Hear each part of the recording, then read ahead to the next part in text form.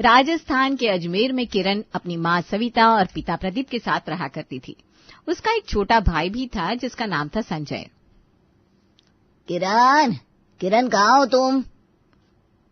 अरे क्या हो गया, ऐसे क्यों चिल्ला रहे हो? पहले ये बताओ किरण कहाँ है? किरण कहीं बाहर गई हुई है। क्यों, क्या हुआ? तभी मैं दफ्तर से वापस आ रहा था तो रास्ते में शर्मा जी मिले। किरण की शिकायत कर रहे थे। किरण की शिकायत? मेरी सीधी सादी बच्ची ने उनका क्या बिगाड़ दिया? सीधी सादी तुम्हें लगता है? तुम्हारी बच्ची सीधी सादी है? आफत है वो, एक नंबर की आफत। शर्मा जी बता रहे थे कि एक दिन वो उन्हें रास्ते में मिली तो उन्होंने पूछ लिया, बेटी क्या घर जा रही हो? तो कहती है नहीं, लंदन जा रही हो। ये लड़की भी। तुम्हें हंसी आ रही है ये सुनकर? शर्मा जी बहुत गुस्से में थे। अरे वो तो बस उसकी बात पर हंसी छूट गई, पर हाँ गलत बात तो है, ऐसा नहीं बोलना चाहिए था उसे। चलो आने दो, मैं बात करती हूँ उससे। हाँ मम्मी, आपको बात करनी पड़ेगी क्योंकि दीदी कभी भी कुछ भी बोल देती है। अरे बात करूंगी ना उससे, तू तो बीच में मत बोल। जहाँ उसको डांट पड़ने की बारी आती है तो ये बड़ा खुश हो जाता है। सविता के ये कहते ही प्रदीप और संजय हंस पड़े। किरण के उल्टे जवाब देने के किस्से पूरे मोहल्ले में मशहूर थे। कोई उससे कुछ पूछे तो सीधा जवाब मिलना नामुमकिन था। हर बार कोई ना कोई ऐसा जवाब देती कि सामने वाला या तो चौंक जाए या फिर गुस्से में फट पड़े। कुछ घंटों बाद किरण घर वापस आती है तो सविता उससे कहती है, किरण इधर आओ, मुझे तुमसे बात करनी है। हाँ मम्मी बोलो, कोई नया जुर्म कर दिया क्या मैंने? हाँ, वो शर्मा जी मिले थे, तुम्हारे पापा को बहुत गुस्से में थे, कह रहे थे तुमने उनसे बदतमीजी की। मैंने बदतमीजी? अरे मम्मी मैं तो बहुत मीठा बोलती हूँ, मिश्री जैसी जुबान है मेरी। तो फिर जब शर्मा जी ने पूछा बेटी घर जा रही हो तो तुमने लंदन जा रही हो ऐसा क्यों कहा? तो क्या गलत कहा मैंने मम्मी? जरा सोचो, मैं गली में अपने घर की तरफ जा रही थी तो घर ही जाऊंगी ना। अब ये कौन सा सवाल हुआ, घर जा रही हो? अरे भाई चांद पर तो नहीं जा रही थी ना। मुझे अजीब लगा तो मैंने मजाक में कह दिया, नहीं लंदन जा रही हूँ। हाँ ये भी सही है, फिर भी ध्यान रखा कर बेटा। प्रदीप जो चुपचाप खड़े थे सिर पीट लेते हैं। संजय भी हैरानी से अपनी बहन को घूर रहा था। ऐसे ही अगले दिन किरण बाथरूम में जाने के लिए अपने कपड़े, तौलिया और शैम्पू उठाती है। संजय पास से गुजरते हुए देखता है और पूछ लेता है, दीदी नहाने जा रही हो क्या? नहीं नहीं, हड़प्पा की खुदाई करने जा रही हूँ। चलो तुम भी आ जाओ, शायद कोई प्राचीन खजाना मिल जाए। दीदी सीधा जवाब नहीं दे सकती क्या? अरे अब मैं क्या तौलिया, कपड़े और शैम्पू लेकर भारत पाकिस्तान की सीमा पर तैनाती के लिए जा रही हूँ? साफ दिख रहा है कि नहाने जा रही हूँ, फिर ये पूछने की जरूरत क्या है? तुम ना हमेशा उल्टा जवाब देती क्यों? तो फिर तुम भी सीधा सवाल क्यों नहीं पूछते? अंधे हो क्या जो ऐसे सवाल करते हो? दोनों में झगड़ा होने लगता है। सविता और प्रदीप बीच बचाव करने आते हैं। बस बस, अब और झगड़ा नहीं। किरण तेरा ये जवाब देने का तरीका कभी नहीं बदलेगा क्या? मम्मी मैं तो बस सच बोलती हूँ। ये हड़प्पा की खुदाई करने जा रही हूँ ये सच है?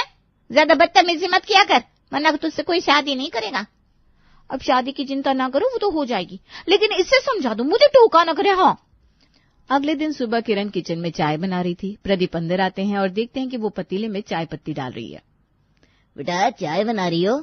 नहीं पापा, मैं तो अभी मैथ्स का होमवर्क कर रही हूँ। ये देखिए, ये चाय पत्ती नहीं, एक्स और वाई के वेरिएबल है, जरा इक्वेशन सॉल्व कर दीजिए ना। अरे भगवान, नालायक लड़की। तभी सविता अंदर आती है।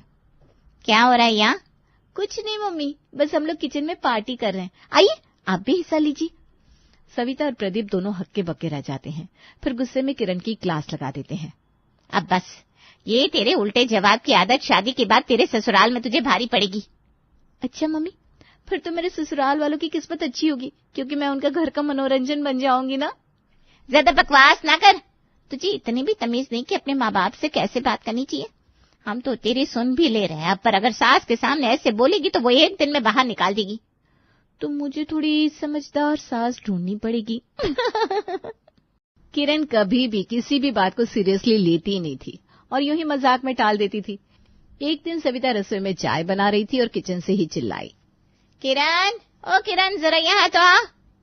क्या हुआ मम्मी, आग लग गई क्या? हाँ, आग तो लगानी ही पड़ेगी, अब तेरी शादी की बात करनी थी तुझसे। क्या मम्मी, अभी क्या जल्दी है, अभी तो मैं जवान हूँ।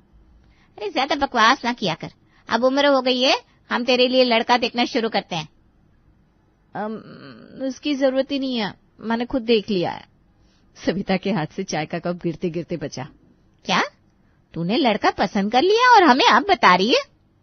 कौन है वो, नाम क्या है, घर बार कैसा है? अरे पापा एक एक करके पूछिए ना। पूरव नाम है, बहुत अच्छा लड़का है, नौकरी करता है, जिम्मेदार भी है और मुझसे बहुत प्यार करता है। तो पहले क्यों नहीं बताया? अरे सविता तू क्यों बवाल कर रही है, अगर लड़का अच्छा है तो दिक्कत क्या है? ठीक है, लेकिन पहले हम उसे और उसके परिवार को देखेंगे, फिर ही कुछ तय होगा। किरण ने झटपट पूरव को फोन किया और अगले दिन अपने माता पिता से मिलने के लिए बुलाया। अगले दिन पूरव अपने माता पिता गंगाराम और चित्रा के साथ आया। हमें तो किरण बहुत पसंद आई। पहले मैं थोड़ा झिझक रही थी, लेकिन पूरव बहुत अच्छा है, मुझे ये रिश्ता मंजूर है। किरण और पूरव बहुत खुश हुए और कुछ महीने बाद धूमधाम से शादी हो गई। विदाई का समय आया और किरण विदा होकर पूरव के घर आ गई। लेकिन असली बवाल तो अब शुरू होना था। चित्रा थाली लेकर दरवाजे पर खड़ी थी। जैसे ही किरण अंदर आई, चित्रा ने कहा, बहू ये चावल गिराओ और घर में पहला कदम रखो। किरण ने चावल गिराए और मुस्कुराकर कहा, हाँ पहले तो पहला ही कदम रखूंगी ना, पहले दूसरा कदम कौन रखता है? बहू तो बड़ी मजाक है। सब हंस पड़े। उन्होंने सोचा बहू मजाक कर रही है, लेकिन किरण के ससुराल वालों की असली परीक्षा अगले दिन शुरू हुई। पूरव सुबह सुबह ऑफिस जाने के लिए तैयार हो रहा था। किरण रसोई में थी। पूरव ने झांक कर देखा और पूछा, क्या कर रही हो? नहाने जा रही हूँ। देख नहीं रहे हो, हाथ में पराठा लिए बाथरूम की ओर बढ़ रही हूँ। अरे तुम तो बस। हाँ नहीं तो, किचन में खड़ी हूँ, तवे पर पराठा है, हाथ में बेलन है और तुम पूछ रहे हो क्या कर रही हो? क्या मैं यहाँ फुटबॉल खेलने आई हूँ? पूरव हंस पड़ा, लेकिन तभी वहां चित्रा आ गई। बहू अपने पति से इस तरह बात नहीं करते। अच्छा तो फिर कैसे करते हैं? क्या हर बात पर गजल सुनाई जाए? चित्रा का चेहरा लाल हो गया। यह मजाक नहीं है, मैं सास हूँ तुम्हारी।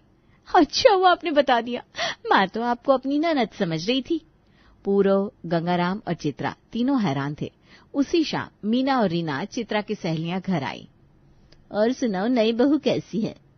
बहुत अच्छी है। इससे क्या पूछना, डायरेक्ट बहू से बात कर लेते हैं। और सुना किरण, कैसी हो तुम? बिल्कुल वैसी जैसी दिख रही हूँ, मैं कोई होलोग्राम थोड़ी ना हूँ। अरे बहू मजाक करती है क्या? हाँ बहुत मजाक करती है, इतना कि लगता है कि इसे कॉमेडी शो में भेज देना चाहिए। और बताओ बहू। और क्या, आपको फलों के रेट बताऊं? मजाक क्या नहीं, मुझे तो बहू बदतमीज लग रही है। मैं क्या टॉयलेट हूँ जो आपको लग रही हूँ? ये सुनकर मीना और रीना दोनों गुस्से में खड़ी हो गई और नाराज होकर चली गई। कि क्या किया तुमने बहू? अरे मम्मी जी, फिर वही ऑब्वियस सवाल। आपने देखा तो मैंने क्या किया, फिर वही सवाल क्यों कर रही हैं आप?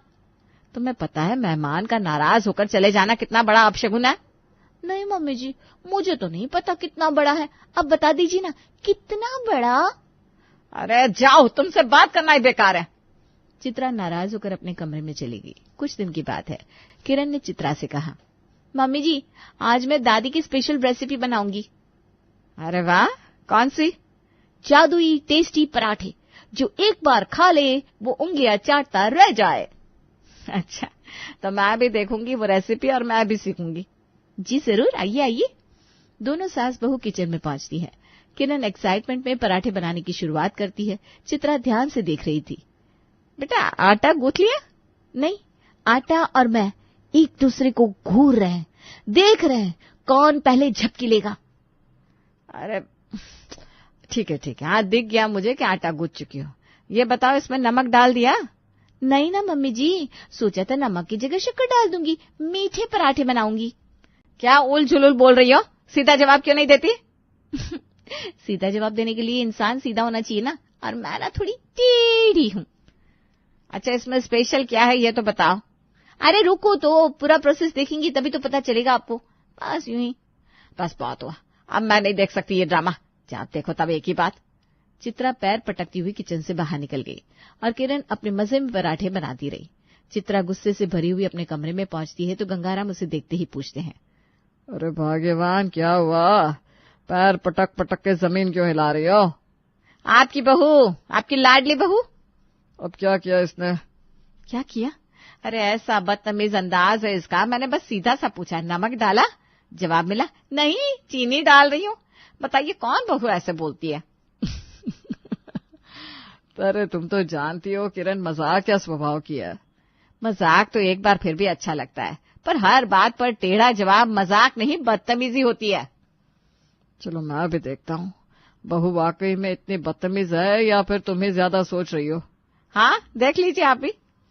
अगले दिन चित्रा बाजार से सब्जी लेकर घर आती है तो गंगाराम उससे पूछते हैं, अरे बहू सब्जी ले आई? नहीं ना बाबूजी, अभी कहाँ, अब जा रही हूँ। ये सब्जी तो प्लास्टिक की है, इससे तो मैं घर घर खेलने जा रही हूँ।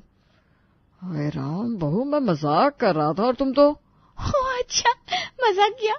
मुझे लगता था आपका नाम गंगाराम है, पर आप शायद कपिल शर्मा या समय रैना है, मैं पहचान ही नहीं पाई।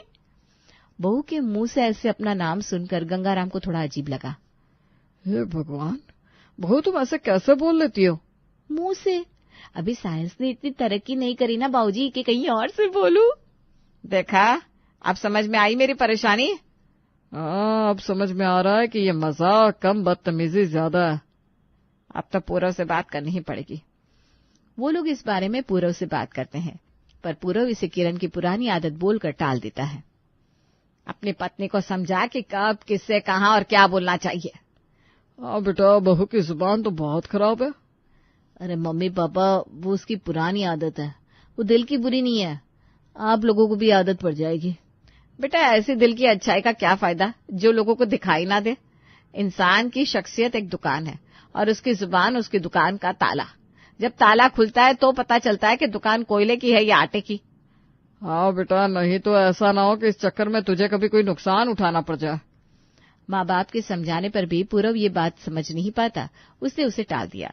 अगले दिन सभी लोग खाना खा रहे थे। अचानक पड़ोसी श्याम आता है। वो गुस्से में था। गंगाराम जी, मैं बहुत नाराज हूँ। अरे भाई श्याम, बैठो तो पानी लो।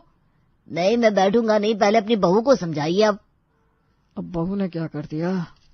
मैंने बस इतना पूछा, कैसी हो बहू, और जवाब मिला, अगर जानने का इतना ही शौक है तो डॉक्टर बन जाओ। ये सुनते ही पूरा घर सन्न रह गया। देखा, अब तो कोई पड़ोसी भी चैन से हाल चाल नहीं पूछ सकता। बहू, ये क्या तरीका है बात करने का? उफ़ो, बस एक सवाल पूछा था, मैंने भी जवाब दे दिया। इसमें इतना तिल मिलाने की क्या बात है? देखिए, अभी भी देख लीजिए, आपके सामने भी तमीज से बात नहीं कर रही। भाई गलती हुई, आगे से ऐसा नहीं होगा। किरण, अब बहुत हो गया। हाँ, सच में बहुत हो गया। मेरा भी पेट भर गया, मैं खा चुकी। अरे, फिलहाल श्याम अपनी बात कहकर चला गया, लेकिन उसके जाने के बाद घर में सन्नाटा छा गया। गंगाराम, चित्रा और पूरव की नजरें किरण पर टिक गई। पूरव ने गहरी सांस ली और प्यार से कहा, किरण देखो, मैं जानता हूँ कि ये तुम्हारी पुरानी आदत है, लेकिन तुम्हें ये भी समझना होगा कि तुम्हारी बातों से लोग हर्ट हो जाते। किसी से सीधे मुंह बात करना कोई मुश्किल काम नहीं है। पर मैं क्या करूं, मेरा स्टाइल ही ऐसा है। स्टाइल नहीं है बहू, इससे बदतमीजी कहते हैं। श्याम देखो कितना नाराज होकर चला गया। बेटा, जुबान का सही इस्तेमाल बहुत जरूरी होता है। जुबान से रिश्ते बनते भी हैं और बिगड़ते भी हैं। जरा ध्यान रखा करो ताकि किसी को बुरा न लगे। किरण को पहली बार एहसास हुआ कि शायद वो सच में कुछ ज्यादा ही उल्टे जवाब देने लगी है। उसने सिर झुका लिया और धीरे से कहा, ठीक है, अब से मैं कोशिश करूंगी कि किसी को बुरा ना लगे। बस इतनी सी तो बात थी। मुझे पता है तुम दिल की बुरी नहीं हो, बस अपनी जबान पर थोड़ा लगाम लगाओ। अगले दिन सबको एक फंक्शन में जाना था। किरण ने तय किया कि वो इस बार अपनी आदत पर कंट्रोल रखेगी।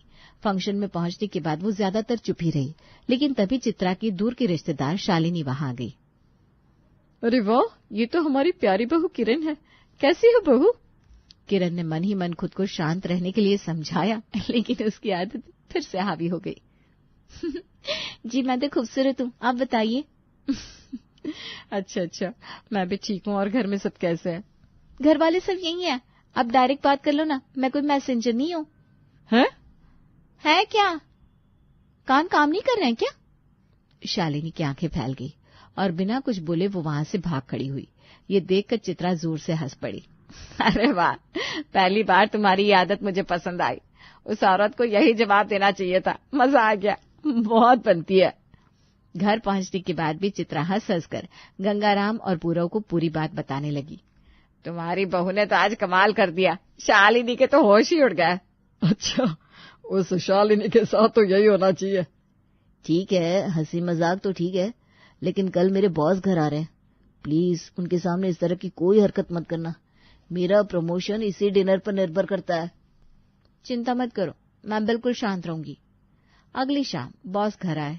पहले तो किरण उनसे मिलने ही नहीं आई, लेकिन जब बॉस ने खुद बुलाया तो पूरव ने उसे बुलाया। अरे पूरव, अपनी वाइफ से तो मिलवाओ। अब जी सर, बुलाता हूँ। किरण अंदर आई, लेकिन जैसे ही बात शुरू हुई उसकी आदत फिर से सामने आ गई। तो किरण जी कैसी हैं आप? अब तक तो ठीक थी, लेकिन आपसे मिलकर देखती हूँ आगे कैसी रहती हूँ। बॉस थोड़ा अनकंफर्टेबल हुए, लेकिन मुस्कुरा दिए। तो कुकिंग का शौक है? बिल्कुल, और खाना बनाना भी आता है। आप मेरा खाना खाकर मरोगे नहीं, ये वादा है। अब तक बॉस समझ चुके थे कि कुछ गड़बड़ है, लेकिन जब बात कुछ और आगे बढ़ी तो किरण ने एक ऐसी बात कह दी जो सीधा बॉस के दिल पर लगी। वैसे आप मेरे पति की बॉस है ना, तो मुझसे क्यों बतिया रहे? आपके घर में पत्नी नहीं है क्या? पूरव, मुझे नहीं पता था तुम्हारी वाइफ इतनी बदतमीज होगी। मैं यहाँ डिनर के लिए आया था, लेकिन मेरा तो मूड ही खराब हो गया। ये कहते हुए वो गुस्से में उठे और बाहर निकल गए। किरण, ये क्या कर दिया तुमने? मैंने कुछ नहीं किया, मैं तो वैसे ही मजाक में बात कर रही थी। तुम्हारी इसी आदत की वजह से मेरा प्रमोशन चला गया। बहुत हुआ, तुम यहाँ से जा रही हो। पूरव ने गुस्से में किरण का हाथ पकड़ा और गाड़ी में बिठा दिया। पूरव, कहाँ ले जा रहे हो? तुम्हें तुम्हारे मायके छोड़ने जा रहा हूँ। किरण सन्न रह गई। कुछ देर बाद वे किरण के मायके पहुंचे और पूरव ने कहा, जब तक तुम्हें बोलने की तमीज नहीं आ जाती तब तक तुम यही रहोगी।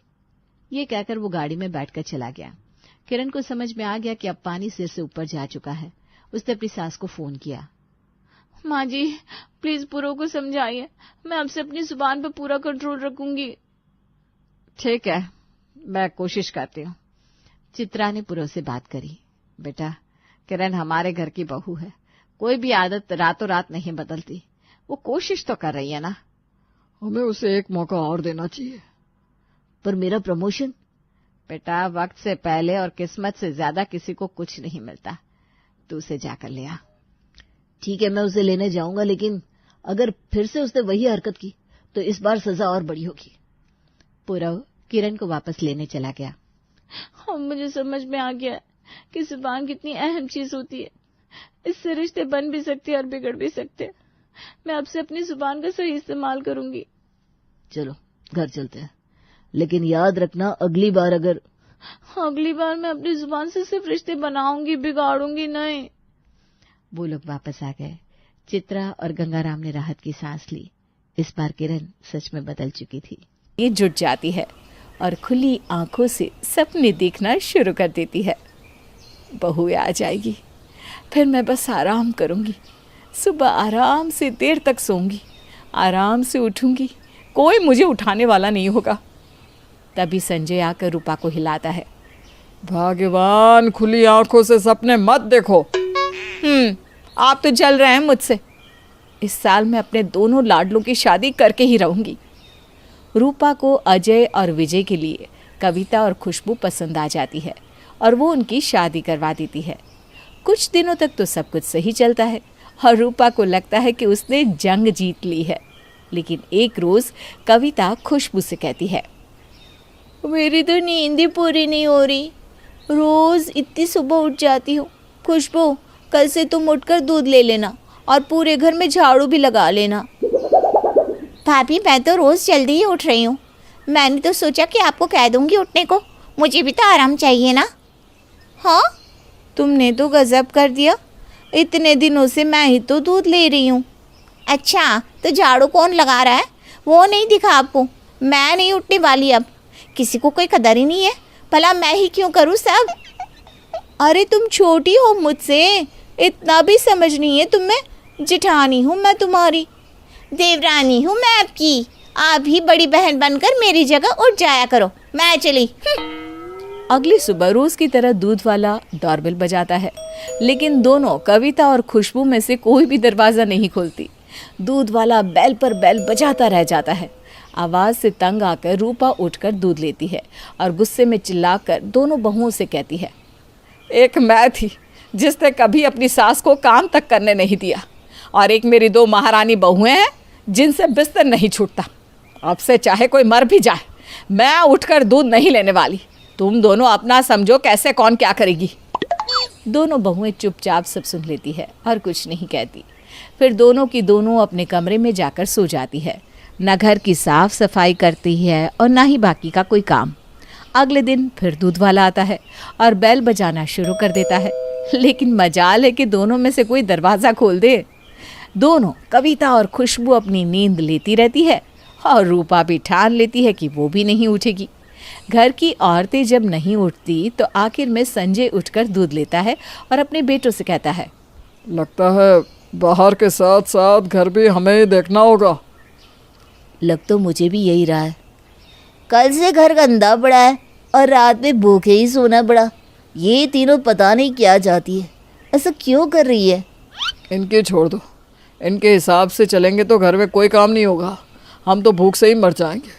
आज से दूध मैं ले लूँगा और फिर सब्जियां और फल लाने बाजार चला जाऊँगा। अजय तुम सुबह का झाड़ू पोछा कर लेना और विजय नाश्ता बना लेना।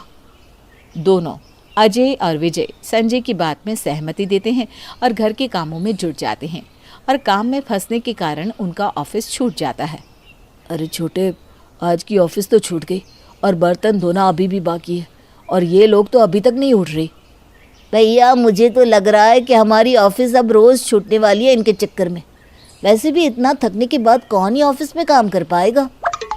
अजय, विजय और संजय दिन भर घर के कामों में लगे रहते हैं, लेकिन रूपा, कविता और खुशबू को ज़रा भी शर्म नहीं आती।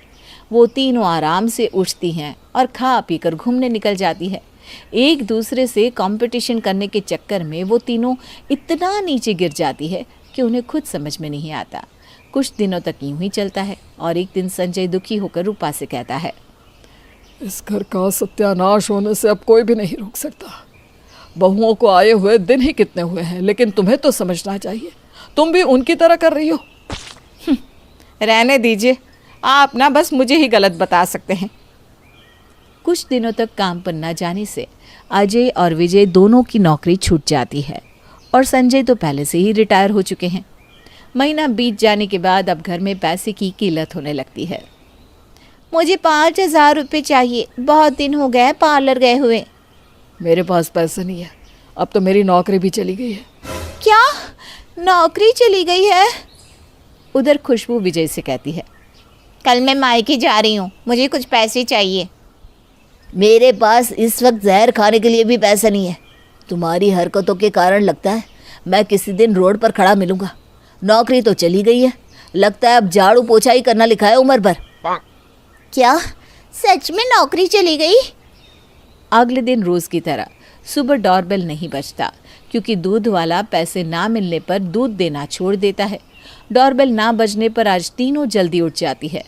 उधर घर में एक दाना राशन ना होने के कारण संजय, अजय और विजय आपस में बातें करते हैं और रूपा, कविता और खुशबू ये सब सुन रही होती है। लगता है आज भूखे ही सोना पड़ेगा, घर में एक दाना राशन नहीं है। कोई अब हमें उधारी भी नहीं देगा। पहले का ही हमारा पैसा बाकी है तो भला कोई क्यों ही दे। संजय की आंखें भर आती है और वो कहता है, मैंने कभी ऐसा नहीं सोचा था कि ऐसा दिन भी देखना पड़ेगा। ये सब मेरे कारण हुआ है। ना मैं तुम दोनों की शादी की बात करता और ना ही ऐसी लड़कियां इस घर में आती। ये सुनकर तीनों को अपनी गलती का एहसास हो जाता है और रोते हुए रूपा, कविता और खुशबू कहती है, हमें माफ़ कर दीजिए। अब से हम जल्दी उठेंगे और घर का सारा काम भी करेंगे। लोग सही कहते हैं, जिस घर की औरतें बिगड़ जाए, खराब हो जाए, उस घर को कोई नहीं बचा सकता। आप दोनों नौकरी वापस ज्वाइन कीजिए, मैं और खुशबू घर संभाल लेंगी। इस बार किसी को शिकायत का मौका नहीं मिलेगा। देर आए दुरुस्त आए। कम से कम अकल तो आई इन्हें। मुझे लगा था कि ये लोग नहीं सुधरने वाले। अजय और विजय वापस से नौकरी पकड़ लेते हैं और कविता और खुशबू एक अच्छी बहू की तरह घर की जिम्मेदारी संभाल लेती है और रूपा भी जल्दी उठकर बहुओं के काम में हाथ बटाने लगती है। शुक्ला जी और उनकी पत्नी राधा राजी खुशी अपने परिवार के साथ अपने घर में रहते थे। शुक्ला जी के पड़ोस में एक घर था जो काफी वर्षों से खाली पड़ा था, लेकिन एक दिन अचानक सुबह सुबह वहां पर सामान से लगा हुआ एक ट्रक पहुंचा। अरे सुनती हो, लगता है हमारे बाजू में जो घर खाली पड़ा था उस पे कोई रहने आया है। ये तो बहुत अच्छा हुआ। कितने साल से देख रही हूँ ये घर ऐसे ही खाली खंडहर जैसा पड़ा है। लेकिन इस घर की स्थिति तो बहुत खराब है और आने से पहले इन लोगों ने इसकी साफ सफाई भी नहीं करवाई, सीधा सामान लेकर आ गए। मैं भी वही सोच रही थी, इतने गंदे घर में ये लोग अपना सामान रखेंगे कैसे? अरे भाई, हमें पड़ोसी होने के नाते ये पूछना चाहिए कि उन्हें किसी चीज की जरूरत तो नहीं।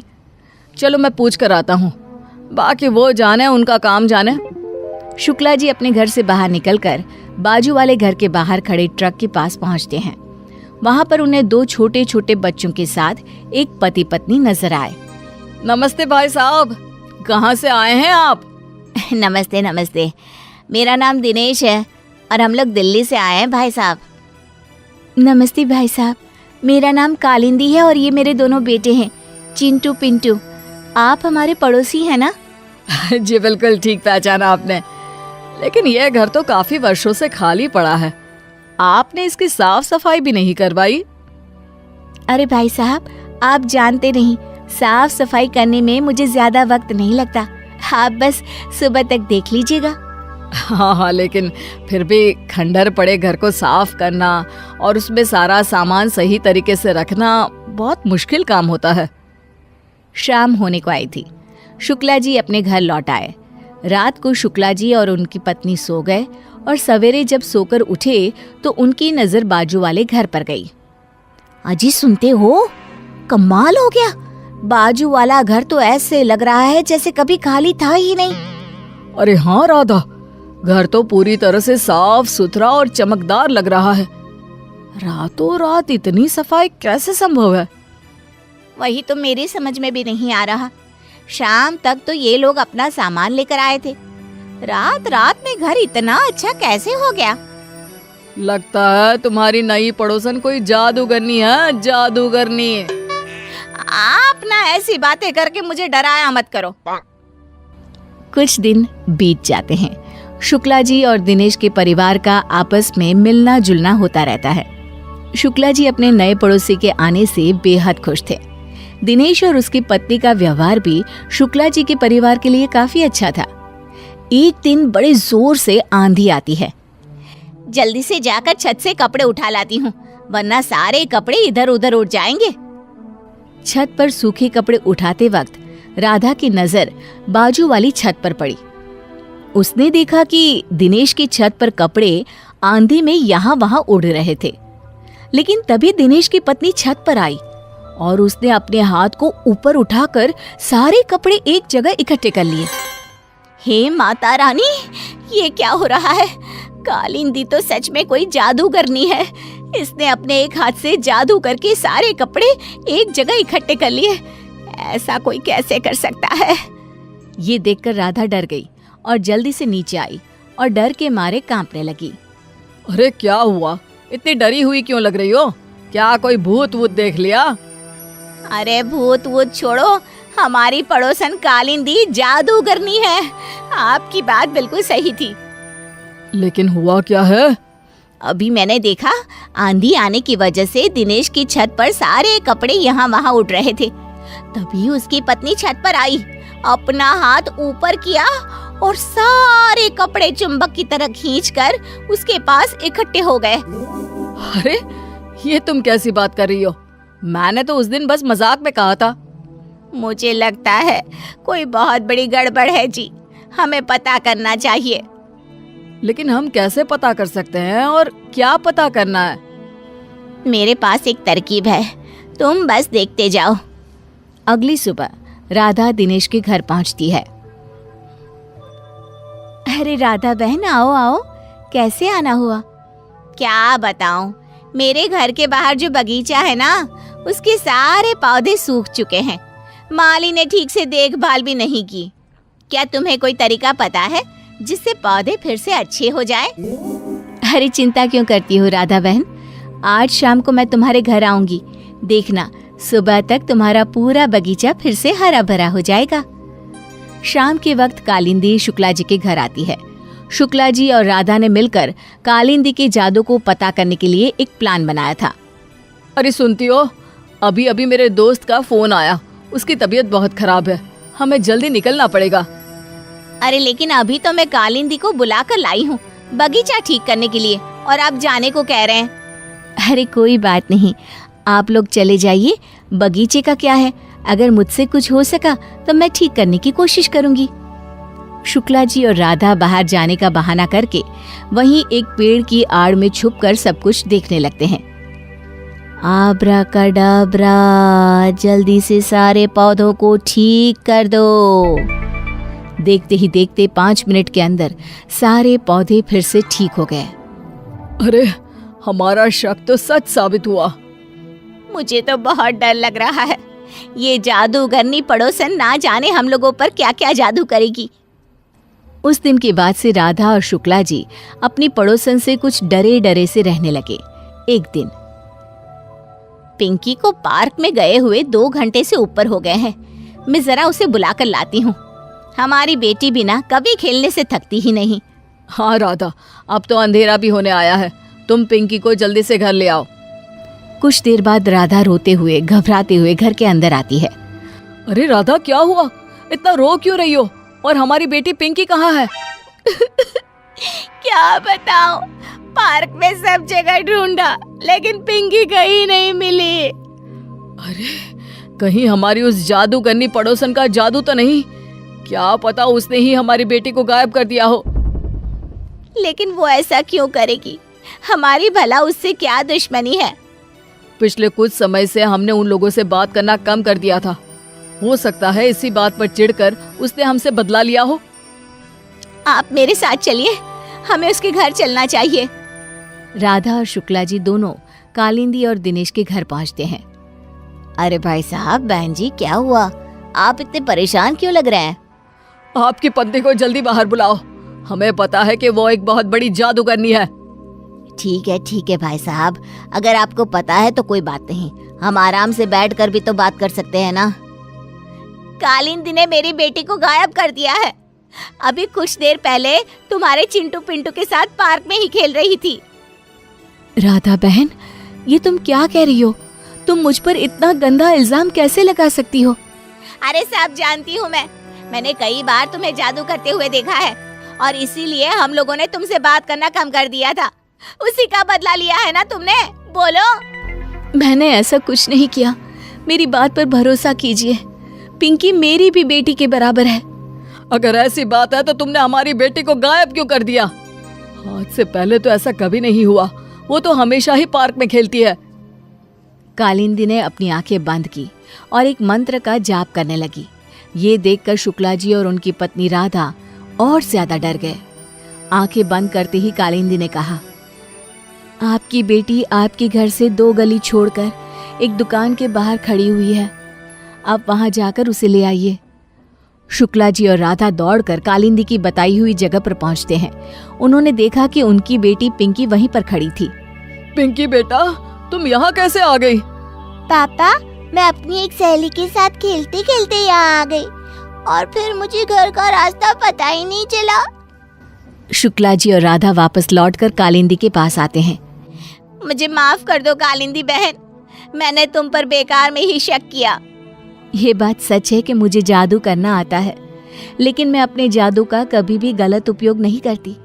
एक बहुत बड़े साधु से मैंने जादू करना सीखा था, लेकिन मेरा जादू सिर्फ अच्छे कामों में ही काम आता है। शुक्ला जी और दिनेश का परिवार फिर से राजी खुशी एक दूसरे से मिलने लगी और उनके बीच के सारे गिले शिकवे दूर हो गए।